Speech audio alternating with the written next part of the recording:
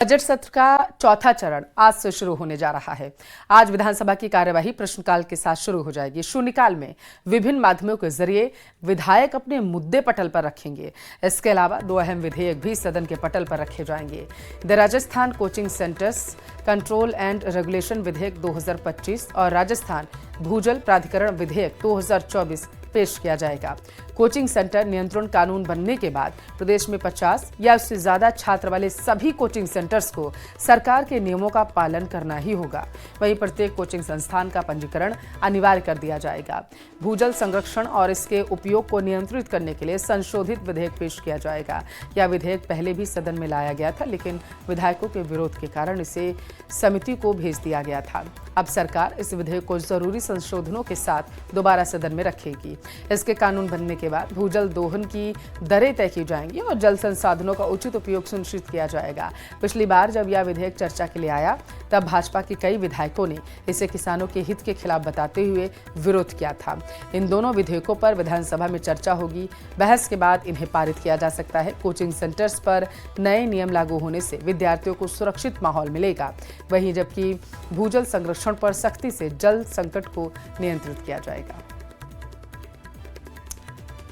ज्यादा जानकारी लेंगे संवाददाता अरबाज हमारे साथ लाइव जुड़ चुके हैं। अरबाज, दो विधेयक जो हैं बेहद महत्वपूर्ण आज सदन के पटल पर रखे जाएंगे, आपके पास क्या जानकारी है? जी बिल्कुल, देखिए आज होली के अवकाश के बाद में एक बार फिर से जो विधानसभा का सत्र है शुरू होगा। 11 बजे से विधानसभा की कार्रवाई शुरू हो जाएगी और फिलहाल विधानसभा के अंदर जो विपक्ष है उसके कुछ विधायक पहुंच चुके हैं, नेता प्रतिपक्ष पहुंचने वाले हैं कि जो मंत्री हैं आज जवाब देने वाले हैं। खासतौर पर उप मुख्यमंत्री प्रेमचंद बैरवा वो पहुंच चुके हैं और झाबर सिंह खर्रा और कन्हैया लाल यहां पर पहुंच चुके हैं। उनके विभागों की बातचीत की जाएगी और इससे जुड़े कई मसलों पर यहां पर ध्यान आकर्षित भी किए जाएंगे। प्रश्नकाल में प्रश्न भी उठाए जाएंगे और खासतौर पर ये जो दो विधेयक जिनकी आपने बातचीत की, एक कोचिंग से जुड़ा हुआ है और एक भूजल से जुड़ा हुआ है। कोचिंग वाला मसला राजस्थान के लिए इतना अहम है कि पूरे इंडिया के अंदर जो राजस्थान की तस्वीर है वो आप और हम सभी जानते हैं कि किस वजह से वहां पर कोचिंग जो है बच्चों की सुसाइड बढ़ती हैं, वहां पर रेगुलेशंस नहीं फॉलो किए जाते। पिछली बार आप देखेंगे जयपुर में एक पूरा बाकायदा हमने कवर किया था प्रोग्राम, जिसके अंदर वहां के हालात थे कि एक एक रूम के अंदर, हॉल के अंदर 1,000 बच्चे ठूस दिए गए थे। और वो सारी चीजें तब हुई थी जब एक दिल्ली में कोचिंग इंस्टीट्यूट के अंदर बेसमेंट में पानी भर गया था। उन तमाम चीजों को कहीं ना कहीं मद्देनजर रखते हुए जो कोचिंग रेगुलेशन है, कंट्रोल है, उन तमाम चीजों में जो डायरेक्शंस हैं स्टेट गवर्नमेंट के, वो अब स्पष्ट होंगे, क्लियर होंगे और इसमें बाकायदा अब कानून आने से, विधेयक आने से तो जो राजस्थान के सभी लोकेशन थे वहां पर इनकी पालना सुनिश्चित की जाएगी। खासतौर पर कोटा, जयपुर, सीकर और आसपास के ऐसे बड़े इलाके जहां पर बहुत ज्यादा कोचिंग इंस्टीट्यूट है और वहां पर बच्चों की तालीम को लेकर के बहुत ज्यादा काम किया जा रहा है। दूसरी चीज है भूजल। भूजल की बातचीत की जाती है। राजस्थान ग्राउंड वाटर के मामले में पूरे देश के अंदर सबसे ज्यादा संकट वाली लोकेशन में शामिल है और केवल देश में ही नहीं बल्कि दुनिया में भी कई लोकेशंस में अगर देखा जाए तो राजस्थान का मुकाम बहुत ज्यादा नीचे है। ऐसे में यहाँ पर जो ग्राउंड वाटर है वो रिचार्ज होता है, उसको बहुत इंटेलिजेंट तरीके से उसका यूज करना, उसका दोहन हो और दोहन भी ना हो, एक तरह से उपयोग हो और उपयोग होने के साथ साथ उसको सही तरीके से रेगुलेट किया जाए, उसकी दरें तय हों और कहाँ कितना निकाला जाना है, कहाँ पाबंदियां होनी है और उसके लिए कौन कौन सी परमिशंस लगनी है। इन तमाम चीजों का जिक्र कहीं ना कहीं इस भूजल विधेयक के अंदर होगा, जिसमें पता चल पाएगा कि राजस्थान जिन इलाकों में डेंजर जोन से बाहर आ चुका है वहां पर नियम कायदे के मुताबिक कितनी परमिशन मिल सकती है और जहां पर नहीं है वहां पर जो परमिशन नहीं मिलेगी और रोकने के लिए सख्ती से किस तरह से कार्रवाई जो है राज्य सरकार करने वाली है। आज जो प्रश्न होंगे उनकी अगर हम बातचीत करें, उद्योग से जुड़े होंगे, जल संसाधन से जुड़े प्रश्न होंगे। खुद उप मुख्यमंत्री प्रेमचंद बैरवा यहां पर प्रश्नकाल में 11 से 12 के बीच में जो है प्रश्नों के जवाब देंगे जो विधायकों के, और उसके बाद में शून्यकाल में अलग अलग माध्यम से बातचीत की जाएंगी जिसमें ध्यान आकर्षण भी किया जाएगा और याचिका लगा करके अपने अपने इलाकों में जो विधायक है अपनी जरूरतों को बताएंगे। कहीं पर उपखंड कार्यालय की जरूरत है, कहीं अधिशासी अभियंता की जरूरत है, कहीं पर पानी की टंकी बनानी है। तो इन तमाम चीजों को आज कहीं ना कहीं सदन में रखा जाना है। विपक्ष के हिसाब से अगर हम बातचीत करें तो विपक्ष का जो पिछला दौर रहा था राजस्थान विधानसभा में, जिस तरह के गतिरोध रहे, जिस तरह की परेशानियां रही और यहां पर विरोध प्रदर्शन बाहर विधानसभा तक आ गए थे, उन तमाम चीजों को देखने के बाद में विपक्ष कोशिश करेगा सदैव अंदाज में काम किया जाए। जो बात है मुद्दे की वो रखी जाए और कहीं ना कहीं सरकार को उन्हीं के आंकड़ों में घेरने की बातचीत की जाए, क्योंकि एक दिन पहले जो नेता प्रतिपक्ष थे वो उस बात को लेकर के काफी नाराजगी जता रहे थे कि जो मंत्री जवाब दे रहे हैं सदन के अंदर उनको लेकर के वो संतुष्ट नहीं है। वो इन तमाम जवाबों का एक पुलिंदा लेकर के वास्तविक आंकड़ों, उनके जवाब और जो रिसर्च कहते हैं, उन तीनों चीजों को लेकर के विधानसभा अध्यक्ष से भी बातचीत करना चाहते हैं कि ये जो सदन के अंदर चल रहा है, इन हालात के अंदर जो मंत्री जवाब दे रहे हैं उसके अंदर कहीं ना कहीं जो आंकड़े हैं वो सटीक होने चाहिए और सही होने चाहिए। आज विधानसभा में वो हो सकते हैं इन मुद्दों को लेकर के बातचीत भी अपनी रखें, लेकिन जो सरकार की तरफ से है वो कोशिश ये रहेगी कि जो विपक्ष का गतिरोध रहता है वहां पर जो मंत्री हैं वो अपने जवाब से उनको संतुष्ट करें और जो विधायी कार्य हैं वो जारी रखें, क्योंकि अब बजट सत्र में जो महत्वपूर्ण चीजें थी वो हो चुकी है। और कहीं ना कहीं अगर आप देखेंगे तो राजस्थान विधानसभा में अभी तक बजट सत्र के बाद में जब मुख्यमंत्री अभिभाषण हुआ, बजट की बात हुई, अनुदान मांगों पर चर्चा हुई, चर्चा होने के बाद में काफी कुछ जो है डिमांड्स को मुख्यमंत्री ने अपने भाषण में पूरा किया। अब कुछ दिन और ये विधायी कार्य चल रहे हैं, तो कब तक ये जारी रहते हैं और इस दौरान कोई गतिरोध या टकराव तो नहीं होता है, इस पर सबकी कहीं ना कहीं नजर रहने वाली है। जी। भूजल संरक्षण को लेकर के जो कानून लाने की बात कही जा रही है उसमें पिछली बार देखा गया था कि काफी हंगामा हुआ था। इस बार किस तरीके के आपको आसान नजर आ रहे हैं? कौन से ऐसे मुख्य बिंदु होंगे जिस पर लगता है कि सदन में हंगामा हो सकता है? अरबाज, देखिए, भूजल विधेयक को लेकर के जिस तरह की बातचीत की जा रही है उसमें यह है कि दो तरह की परिस्थितियां होती है। एक तो आप विपक्ष में होते हैं और एक सत्ता पक्ष में होते हैं। सत्ता पक्ष में जब होते हैं तो जाहिर सी बात है कि पूरा सिस्टम जब आपको सारे आंकड़ों के साथ में, तैयारी के साथ में चीजों को बताता है तो उस हिसाब से आपको राज्य के हित में बड़े फैसले और कठोर फैसले लेने होते हैं। लेकिन विपक्ष में जब होते हैं तो वो आप जनहित के हिसाब से उसको ग्राउंड पर अपोज करते हैं और अपोज करने के बाद में उसमें अपनी बात रख करके उन्हें रुकवाने की कोशिश करते हैं। यही हाल भूजल विधेयक को लेकर के पिछली बार भाजपा के विधायकों हंगामा हुआ था बीजेपी की तरफ से। इस बार देखना होगा तस्वीरें अरबाज क्या आती हैं। आप नजर बनाए रखिएगा, आगे आपसे अपडेट लेंगे। फिलहाल के लिए शुक्रिया। खबरों में आगे बढ़ेंगे। राजस्थान रोडवेज विभाग की बड़ी लापरवाही सामने आई। विभाग ने एक मृत कर्मचारी को पहले बहाल किया, उसके बाद उसका तबादला भी कर दिया।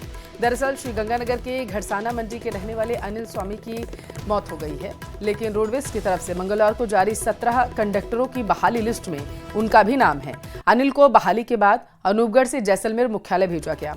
बता दें कि अनिल स्वामी की कुछ दिन पहले जान जा चुकी है।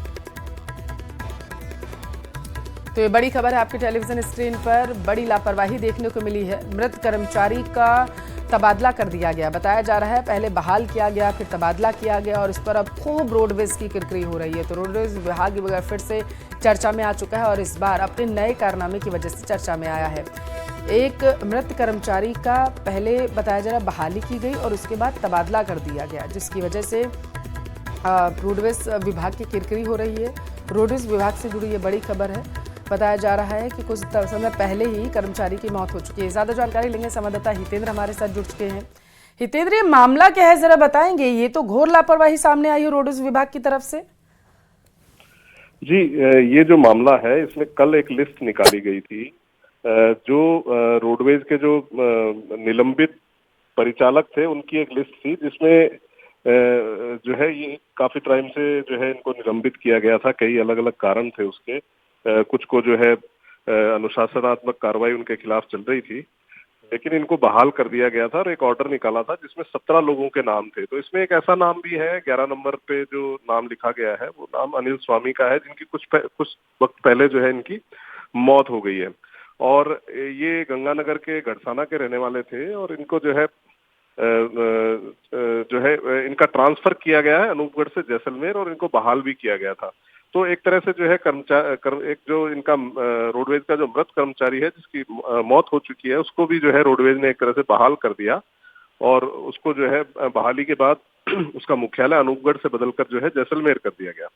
तो ये एक घोर लापरवाही भी है और इसमें संवेदनहीनता की भी जो है वो शामिल है, क्योंकि रोडवेज जो है मैकेनिकल तरीके से काम कर रहा है लगातार और उसमें जो है किसी भी तरह का जो है लोगों के जो कर्मचारियों के लिए बहुत ज्यादा कोई इस तरह की कोई सॉफ्ट चीज दिखाई नहीं देती, क्योंकि हमने ये भी देखा कि आधे से ज्यादा कर्मचारियों की जो सैलरी है वो भी होली तक नहीं आई है। होली के एक दिन पहले हमने खबर भी चलाई थी कि इन्होंने जो है अब तक आधे से ज्यादा कर्मचारियों की सैलरी जो है रिलीज नहीं की है और वो भी जो फरवरी महीने की सैलरी है वो तक नहीं आई है। तो ये लगातार जो है मैकेनिकल तरीके से काम करने का जो है इनका जो स्वभाव है वो बदल नहीं रहा है, और इसी के चलते जो है ये इस तरह की जो है गफलत हुई है। जी, की तरफ से इस लापरवाही पर कोई बयान सामने आया क्या? अभी किसी ने कोई बयान जारी नहीं किया है।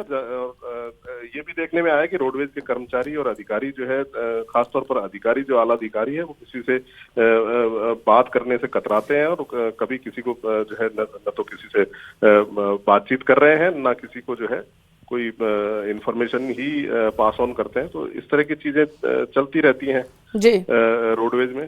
जी ठीक है, बहुत शुक्रिया हितेन जानकारी पहुंचाने के लिए। एसओजी ने एसआई भर्ती परीक्षा में एक और महिला ट्रेनी एसआई को गिरफ्तार किया। 25 साल की मोनिका जाट ने नकल गिरोह के सरगना पौरव कालेर से 15 लाख में पेपर खरीदा। कालेर को गिरफ्तार करने पर trainee SI Rajasthan police academy से फरार हो गई थी। मंगलवार को ट्रेनी एसआई को झुंझुनू में ज्वाइन करने पर पूछताछ के बाद गिरफ्तार किया गया। आरोपी मोनिका ने 15 सितंबर 2021 को अजमेर में एसआई भर्ती परीक्षा दी थी।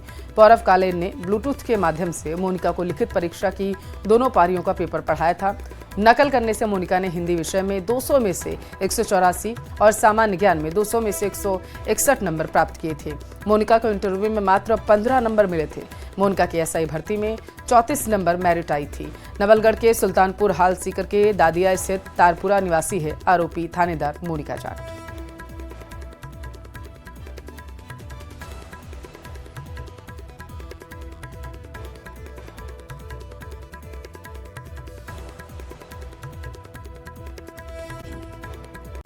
एसओजी ने एसआई भर्ती परीक्षा में एक और महिला ट्रेनी एसआई को गिरफ्तार किया। 25 साल की मोनिका जाट ने नकल गिरोह के सरगना पौरव कालेर से 15 लाख में पेपर खरीदा। कालेर को गिरफ्तार करने पर trainee SI Rajasthan police academy से फरार हो गई थी। मंगलवार को ट्रेनी एसआई को झुंझुनू में ज्वाइन करने पर पूछताछ के बाद गिरफ्तार किया गया। आरोपी मोनिका ने 15 सितंबर 2021 को अजमेर में एसआई भर्ती परीक्षा दी थी। पौरव कालेर ने ब्लूटूथ के माध्यम से मोनिका को लिखित परीक्षा की दोनों पारियों का पेपर पढ़ाया था। नकल करने से मोनिका ने हिंदी विषय में 200 में से 184 और सामान्य ज्ञान में 200 में से 161 नंबर प्राप्त किए थे। मोनिका को इंटरव्यू में मात्र 15 नंबर मिले थे। मोनिका की एसआई भर्ती में 34 नंबर मेरिट आई थी। नवलगढ़ के सुल्तानपुर हाल सीकर के दादिया स्थित तारपुरा निवासी है आरोपी थानेदार मोनिका जाट।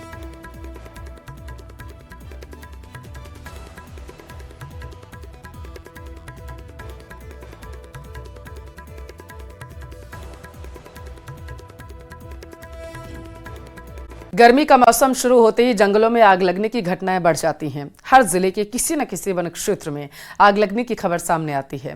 ताजा मामला प्रतापगढ़ का, जहां जंगलों में आग लग गई है। वन विभाग लगातार आग बुझाने के प्रयास कर रहा, लेकिन तेज हवाओं के चलते स्थिति को काबू में लाने की मुश्किल हो रही है। जानकारी के मुताबिक पीपलखूंट, धरियावत, बासी, छोटी सादड़ी और धोलापानी सहित जिले के कई क्षेत्रों में आग लगने की घटनाएं सामने आ रही। फिलहाल आग पर काबू पाने की कोशिश लगातार जारी। तस्वीरें आपके टेलीविजन स्क्रीन पर आप देख सकते हैं किस तरीके से इस आग ने पूरे एक एरिया को अपनी चपेट में ले लिया है और लगातार ये आग भड़कती जा रही है, जिसकी वजह से आग पर काबू पाने की कोशिश भी की जा रही है, लेकिन कंट्रोल नहीं किया जा सका है क्योंकि तेज हवाएं चल रही हैं और सूखे पत्तों में आग लगी है।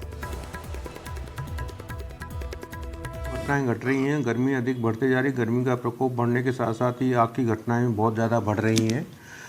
हमारे यहाँ एफएसआई के द्वारा फॉरेस्ट अलर्ट एक ऐप है, उसके थ्रू हमें पता लग जाता है कि भाई कहाँ पे फॉरेस्ट की आग लग रही है, अभी वर्तमान में लग रही है और कहाँ लगने की संभावनाएं हैं।